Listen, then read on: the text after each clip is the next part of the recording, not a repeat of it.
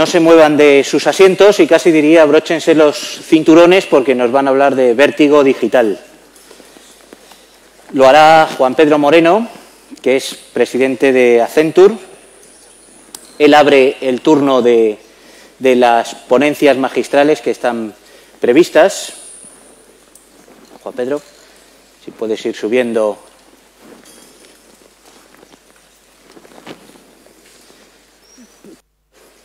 La foto, si os queréis ir haciendo la foto mientras tanto, yo voy introduciendo a nuestro ponente. Como les decía, Juan Pedro Moreno, presidente de Accenture, nos va a hablar de vértigo digital. Juan Pedro atesora nada menos que 25 años de experiencia en la compañía, que es socia de Ametic, y ahora es el primer ejecutivo de la firma en España, Portugal e Israel. El ejercicio de su actividad le ha permitido desarrollar una visión global con experiencia en Europa, Estados Unidos, América Latina y la región Asia-Pacífico, incluyendo China y Australia. Las antípodas. Tiene una enorme capacidad de liderazgo, como nos dicen algunos de los buenos amigos que le acompañan hoy en el encuentro, y nos va a descubrir algunas de las claves que él bien conoce para la transformación y la realidad digital que estamos viviendo. Estrategia, orientación al cliente y preocupación por las personas. En cuanto tenga listo el micro, tiene la palabra y 25 minutos. Gracias, Juan Pedro. Muy bien, pues muchísimas gracias. Gracias a Ametic por darme la oportunidad de compartir nuestra visión con todos ustedes esta mañana y mi enhorabuena a esta nueva etapa que emprende Ametic en esta 31 edición aquí en Santander. La verdad es que la mesa previa yo creo que es perfecta para darme la oportunidad de resumir de alguna manera lo que se ha venido comentando, intentar de conceptualizar en esto que he dado en llamar el vértigo digital, ¿no? ¿Por qué llamar a esto vértigo digital?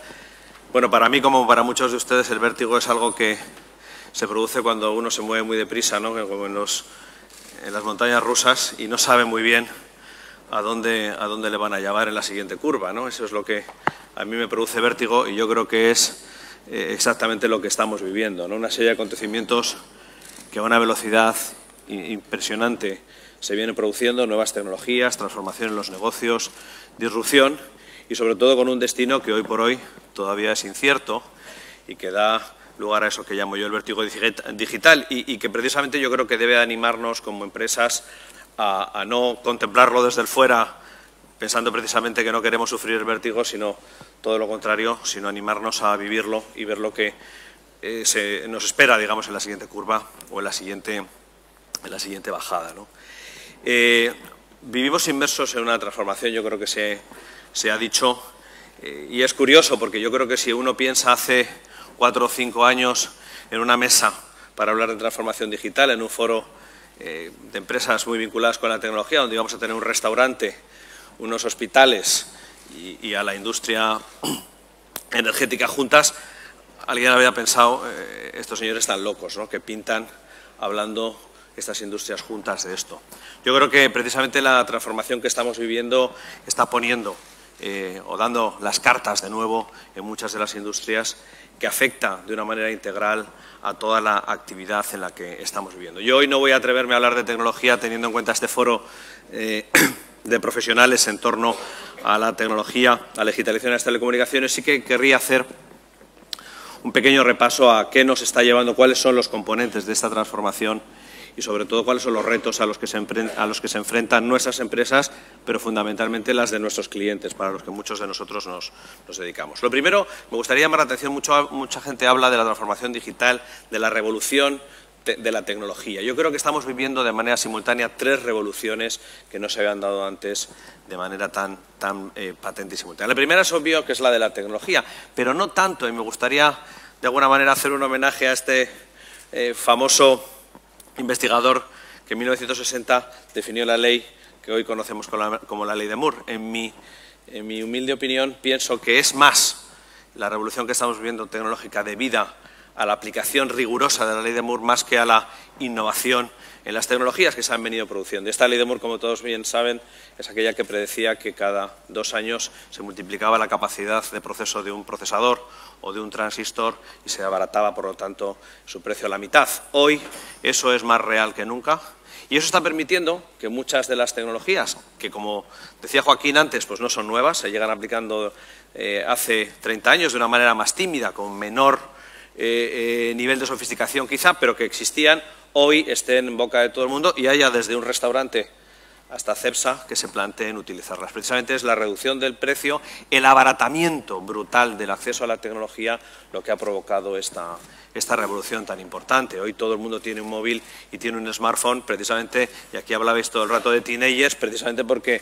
comprarle a un teenager hoy un móvil no representa un esfuerzo económico muy importante prácticamente para casi nadie, porque los hay de todos los precios, de todas las variedades y son muy accesibles, ¿no? El abaratamiento de la tecnología para mí es la clave fundamental de esta revolución que estamos viviendo. ¿Y qué hace? Y muchos de los que estamos aquí pues vivimos la revolución de los años 2000, la burbuja famosa de Internet, donde aquello todo fracasó, pero era fundamentalmente, y también se ha comentado en la mesa, desde mi punto de vista, un ejercicio, un esfuerzo en el que las empresas intentábamos imponer esas nuevas tecnologías que estábamos experimentando a nuestros clientes, a nuestros consumidores, a nuestros ciudadanos. Hoy es al revés, son los ciudadanos, los consumidores, los que realmente están demandando de nosotros ese cambio, porque ellos, gracias a esa democratización de la tecnología, han accedido, la han abrazado y la han comprendido a la misma velocidad que nosotros estamos acostumbrados a ver en el día a día. Y eso ha llevado a esa segunda revolución, que es la que yo llamo la de la propia sociedad y el consumidor, ¿no? Yo creo que también, ¿quién nos iba a decir que el concepto tan nacional y tan tradicional como el de las rebajas pues iba a quedar totalmente diluido por fenómenos nuevos como son el Black Friday o el Cyber Monday, ¿no? Bueno, esto es la tecnología, fundamentalmente, quien ha permitido un cambio en la sociedad y un cambio en nuestra propia cultura de la velocidad y de la magnitud de la que hoy tenemos, ¿no? Es decir, hoy ya nadie mide con tanta relevancia el impacto de las rebajas en la economía porque se producen elementos mucho más importantes en las que los grandes distribuidores están focalizados, como estos que comento, ¿no? Del Black Friday, donde se mueve muchísimo más dinero y muchísimas más transacciones y dan muchísimo más el pulso de cómo está la economía. El último elemento, la última revolución que yo creo que estamos viviendo es un cambio demográfico y cultural muy importante y de generaciones. Se producen varios elementos que yo creo que tienen un impacto también fundamental. Se han comentado en la mesa anterior. Es verdad que vivimos en la era de los millennials, quienes han llegado de manera nativa a las nuevas tecnologías, pero también esto se produce en un contexto, y aquí he traído algún dato, en el que la sociedad envejece a una velocidad nunca antes vista, no solo en España, en el mundo entero, pero también en España.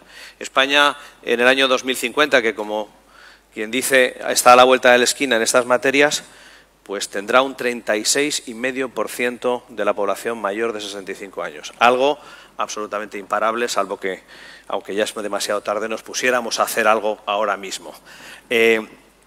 A la vez, esto se produce en un entorno en el que el 75% de los profesionales serán millennials dentro de muy poco y que llevará por primera vez, y eso está muy vinculado con la transformación cultural de la que se hablaba antes, a que casi 4 generaciones trabajemos juntas en las empresas.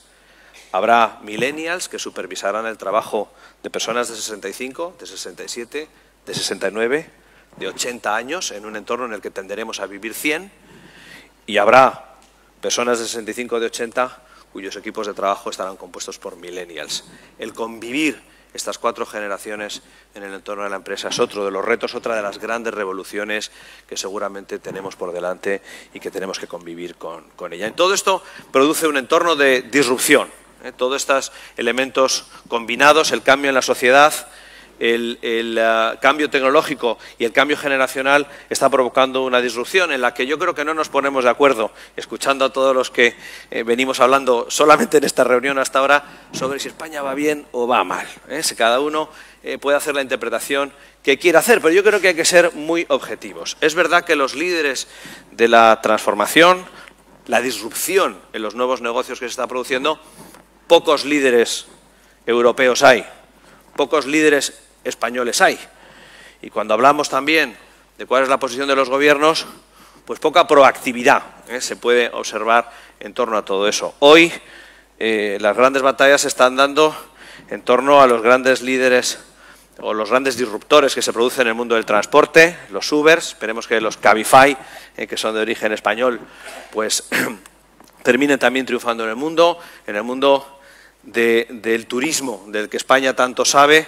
El gran debate de hoy es en torno a Airbnb, el posicionamiento alrededor de la distribución del turista y la composición de la cartera de productos y servicios que se le ofrece al turismo, pues es de origen también norteamericano, por no hablar de los Google, los Facebook y demás. Y yo creo que en ese entorno lo que observamos, y me remito también a la prensa que pueden haber leído durante todo el verano, pues básicamente a lo que nos dedicamos es a pensar cómo pararles, cómo regularles, cómo controlarles, cómo eliminarles si fuera posible, ¿no?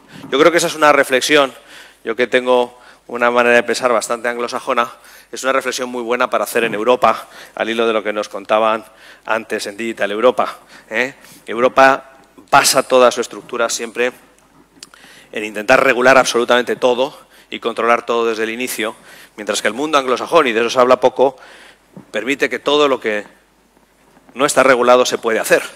Y por lo tanto la innovación, no solo con dinero, sino también con una flexibilidad regulatoria, pues emerge con muchísima mayor facilidad. Yo creo que es un momento muy interesante para pensar si vivimos en un momento súper regulado o overregulado y por lo tanto estamos limitando la capacidad de que también en Europa y en particular en España se produzca la disrupción a mayor nivel. No voy a hablar de política, quería centrarme sobre los retos, como decía, que desde el punto de vista empresarial, tanto las empresas que aquí representamos como nuestros propios clientes se enfrentan, ¿no? Y para mí hay tres grandes retos que son los que están de alguna manera definiendo este nuevo marco de juego en la revolución digital. El primero es el que está en el centro, ¿no? Lo que llamo la economía de la experiencia. Hoy hemos pasado de una economía que, si nos vamos 2 siglos atrás, de corte más agrícola, estaba basada en la disponibilidad del producto. Uno compraba en el mercado aquello que estaba disponible y no daba lo mismo la calidad que el precio. Si había patatas en el mercado, alguien compraba patatas y no podía comprar tomates porque no había tomates y por lo tanto ese era el producto y daba igual el precio y su calidad porque era lo que estaba disponible. Pasamos con la revolución industrial a un entorno en el que el ciudadano, el consumidor, podía decidir basado en calidad y precio, es decir, había diferentes opciones de productos y la calidad y el precio era un elemento determinante para decidir si compraba este u otro producto, si lo compraba esta marca u otra. Hoy estamos muy rápidamente, por este cambio social que vivimos, por la democratización de la tecnología y por la democratización de la información, estamos pasando muy rápidamente a una economía que vamos a llamar la economía de la experiencia, donde alguien es capaz de comprar un producto o no por su precio, ni por su calidad, sino por la experiencia que le produce el consumo de ese producto.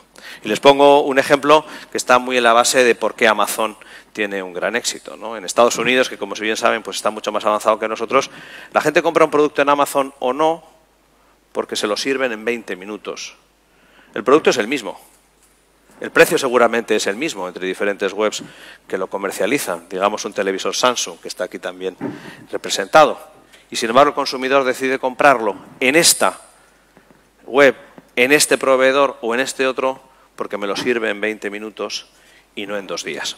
Y es verdad que cuando en Accenture hemos hecho análisis, por ejemplo, sobre esta realidad, nos hemos dado cuenta que además cuando el producto tiene más valor, pues esto se produce mucho más, ¿no? Es decir, cuando uno está dispuesto a comprarse un tornillo o una alcayata para colgar un cuadro y entra en una web para comprarlo y le dice que le tardan una semana en llevarlo a casa, pues bueno, pues lo compro.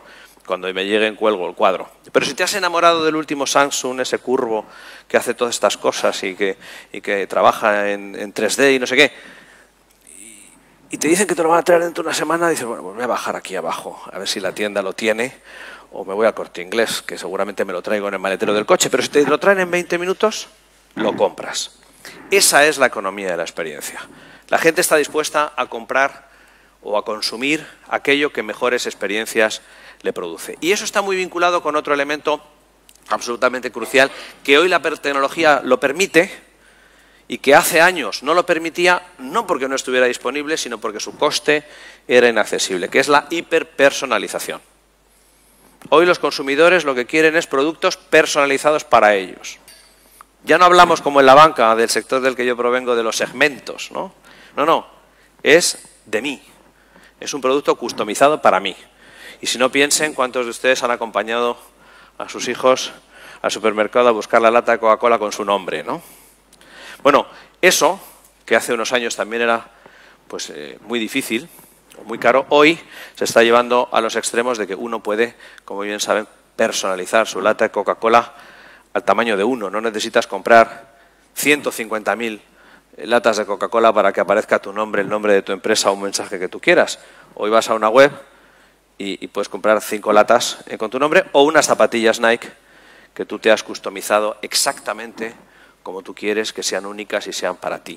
La hiperpersonalización es algo que también está demandando la sociedad en todos los sectores, incluso pues en el médico, que también se nos mencionaba antes con los ejemplos que se ponían. La gente quiere el servicio adaptado a mi necesidad, a mis circunstancias y a mi realidad, ¿no?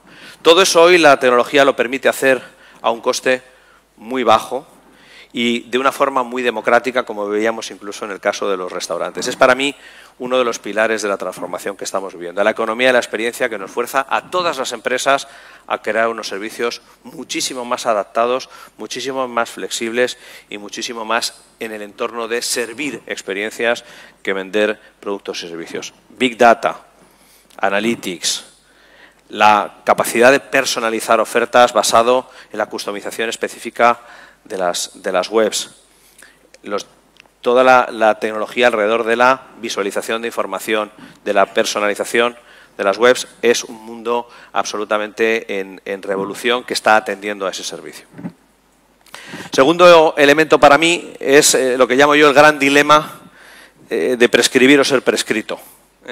Vivimos en una sociedad y se mencionaba antes en el que los límites entre las industrias, la tecnología está permitiendo borrarlos muy fácilmente. Y está permitiendo que compañías basadas en la experiencia que son capaces de entregar a los consumidores puedan entrar, basadas en esa experiencia, en dar nuevos productos o nuevos servicios con esa promesa de experiencia que venían entregando, ¿no? Es el tan traído y llevado debate sobre si Apple, Google o Amazon se expandirán o no a otros sectores, o el famoso debate de si Google hará banca, ¿no? Nosotros en Estados Unidos, en Accenture, hemos hecho un estudio en el que, preguntados los consumidores si harían banca o utilizarían como banco a Apple, a Google, a Amazon o a Walmart, si no recuerdo mal, el más del 60% de los encuestados, por supuesto con un peso mucho mayor de los millennials, que la gente mayor contesta sí, sin duda, a la pregunta de si harían banca con estos. Y yo siempre me hago la pregunta, digo, bueno, ¿y quién le ha dicho a los consumidores norteamericanos en qué consisten los servicios de banca de Google, de Apple o de Walmart, si no lo han anunciado? ¿Por qué alguien puede decir que estaría dispuesto a tomar un crédito de Apple si no sabe a qué precios lo va a dar, ni qué condiciones va a tener? En realidad es por la economía de la experiencia, porque el consumidor lo que está diciendo es si la experiencia que me produce este proveedor, cuando yo compro un teléfono móvil, voy a la tienda de Apple, los empleados son jóvenes, divertidos, no hay cajas, no hay colas, el ticket sale por debajo de la mesa, el producto viene precargado, no tiene manual de usuario. Si esa experiencia me la aplicaran a darme un crédito, me quitaran las colas, los documentos, todo fuera fácil, pues lo haría sin duda. La experiencia es realmente lo que marca. Y eso es lo que está permitiendo que haya una batalla tremenda por ponerse delante con tecnología, ponerse delante siempre y ser el primero que interactúa con el consumidor. Tenemos un ejemplo muy bueno en Accenture también con un gran fabricante de neumáticos del mundo, bien conocido, con el que hemos embarcado un pequeño chip dentro de los neumáticos, solo para los camiones, ¿no? Y hemos incorporado un pequeño chip que lo que permite es, aparte de geolocalizar ese neumático, permite, y no me pregunten cómo, identificar el grado de fatiga del neumático. Y por lo tanto es capaz de decirle al proveedor del neumático, me quedan 500 kilómetros o 50 horas antes de que reviente. Imaginen lo que es esta revolución para el conductor de un camión. De manera que el proveedor del neumático le pueda llamar por teléfono y decirle: tu neumático va a explotar en 500 kilómetros, es mejor que lo sustituyas ahora y no tengas una avería en medio de tu viaje.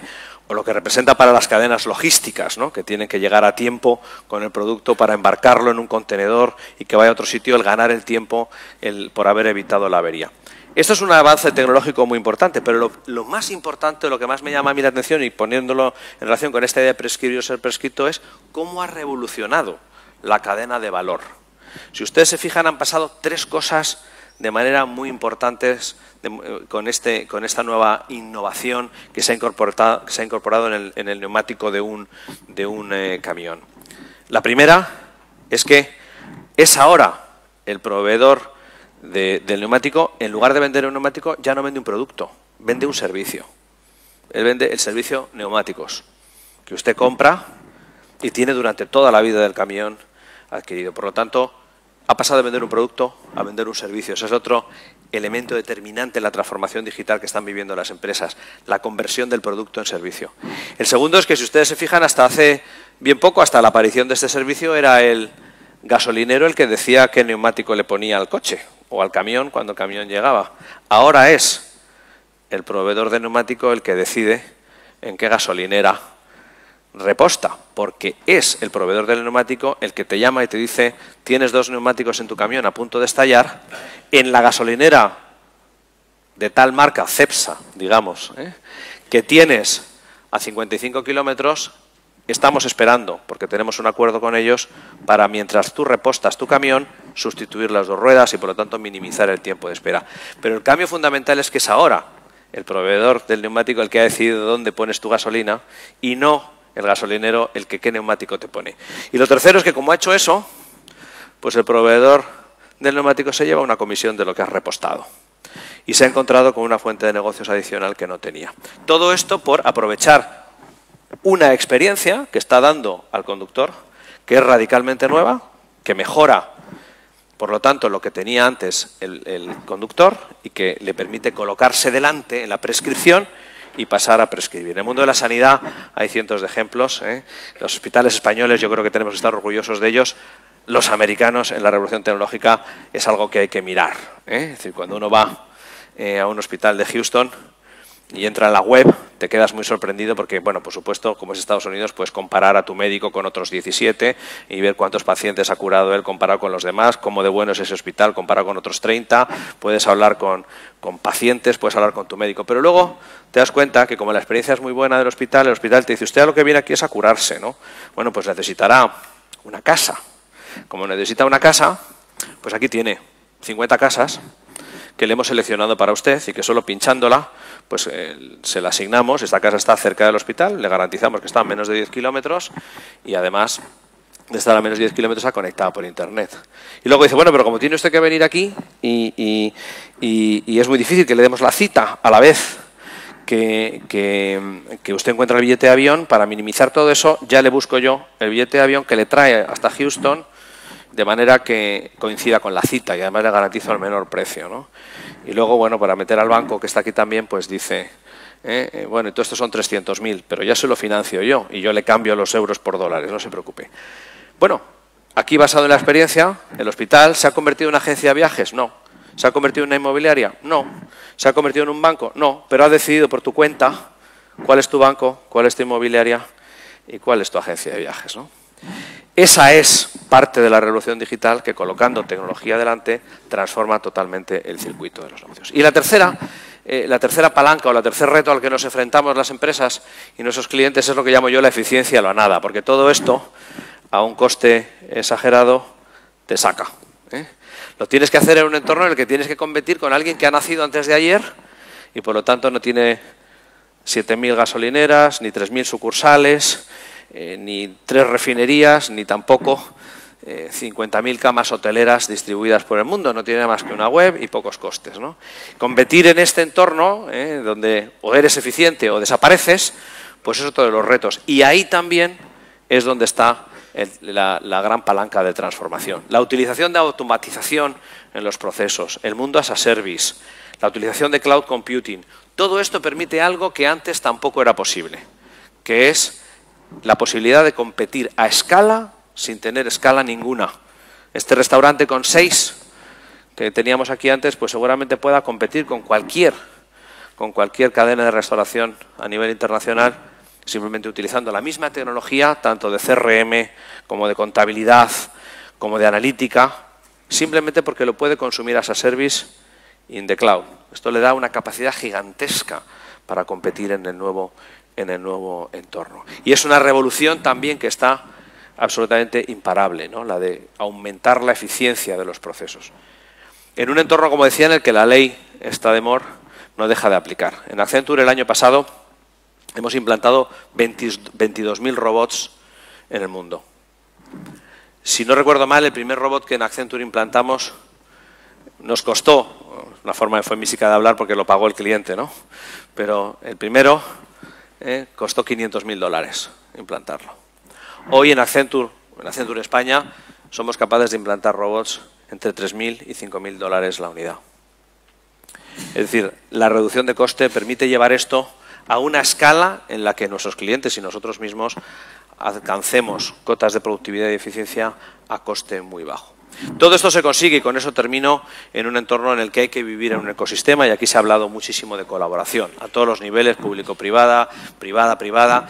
Y aquí, por terminar, ¿cuál es el reto también que tiene nuestro país? Es cierto, nuestro país tiene uno de los grandes problemas en el tamaño de sus empresas.